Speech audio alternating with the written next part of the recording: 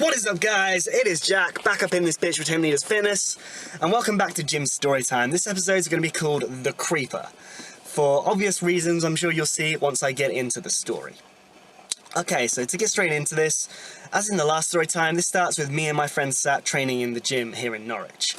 Okay, we were doing chest that day, and we were in the cable crossover machine. Now, near the cable crossover machine, there's a hole right next to it in kind of a, pyramid-style fashion. On each side, there's different cables you can put attachments on. So, there's a guy on the attachment next to us doing lat pull-downs.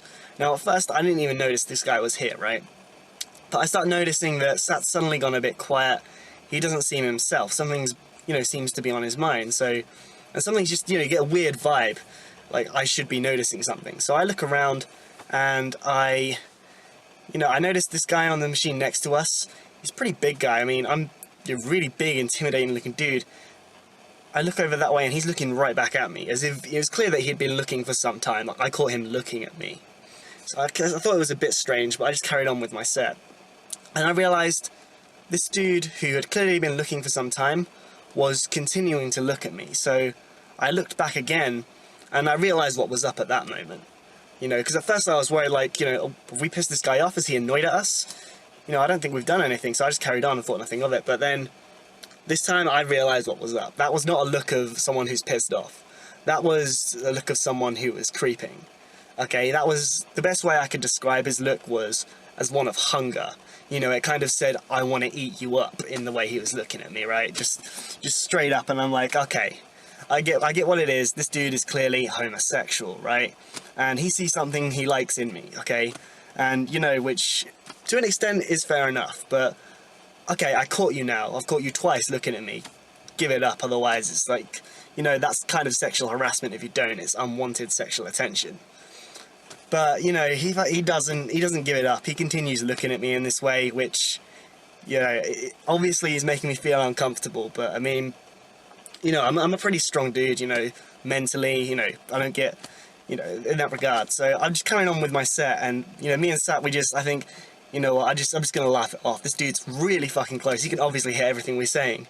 So I carry on with my set, and I'm like, I just say, look over my shoulder to Sat and say, hey, you ever get the feeling that you're being watched sometimes, Big Brother and all that, CCTV? Or maybe something a little more closer up and in your face, Just directly being spied on. I'm just saying this out loud, obviously loud enough for the dude to hear, basically to indirectly make a joke of it and let him know that, I see you, we're being watched, and I'm not being, I'm not playing, I'm not, I don't think it's, acceptable, I don't like it, So just trying to basically, say, make a joke of it to ridicule the guy and hopefully make him feel embarrassed, about doing it, and let him know what's up so he goes away.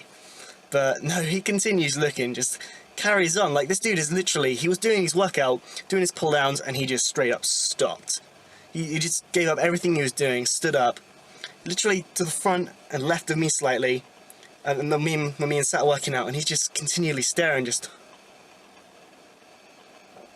like that hungry look, and this carried on for a little while, and then he left. And at the time I kind of thought it wasn't that bad, it was quite funny, we joked around it, we made a little joke, took the piss out of him, and then he left. But remember, he's not said anything to us this entire time. It's really quite mysterious. But then after he'd gone and me and Sat were carrying on with the workout, some weird thoughts kind of started to come into my head. I was like, hold on, was I just sexually harassed just now? Did that actually just happen to me? And then I started thinking, oh wait, this dude's big and he's strong, This is actually quite intimidating. What if this dude's waiting for me in the locker room? What if this dude's waiting for me in the dark alleyway outside the gym? Oh shit, this is quite disturbing. I don't know, is this dude gonna follow me? How interested was he? What actually was his intentions, the way he was looking at me? That was really creepy. From this point on, it kind of became a bit creepy. I started worrying, oh god, what if I run into him again at the gym? What if I'm not with Sat this time? What if I'm on my own? This dude could easily overpower me. He's huge, This is really quite intimidating. So even though at the time I didn't think anything of it, just moments later, it was bearing on my mind. And from this point on, this is something that really has changed my view on sexual harassment, forever. It was changed the way I looked at it eternally. Okay, and the reason for that is because it's not normally guys who you hear complaining about sexual harassment, right? It's typically the opposite sex. And I think that's really because a lot of guys, you know, they say things like, you know, when they hear complaints, they say, oh, just take it as a compliment. That just means you look good, you know, that someone's interested in you. Even if you're not interested, you know, just take it as a compliment. And to an extent, I used to sympathize with that sentiment. But after this, I think a lot of guys that say that have never experienced it from another guy. Because generally speaking, I don't think guys realize how creepy guys can be, right? And, you know, I'm not saying it can't happen the other way around, and that, you know, it can never be creepy if the opposite sex is, you know, creeping on a guy. But, I mean, it can be creepy, it can be annoying, but it's never really due to the statures involved, because men are typically the bigger sex, you know, bigger and stronger. Until it's from a man, it's never really all that menacing, or never in the same way, you know what I mean? I'm not trying to get sexist on this or anything, but it's never really menacing until it's from someone bigger and stronger than you. And at that point, it's not all objective, and you can take it in that, you know, complimentary way, even if you're not interested.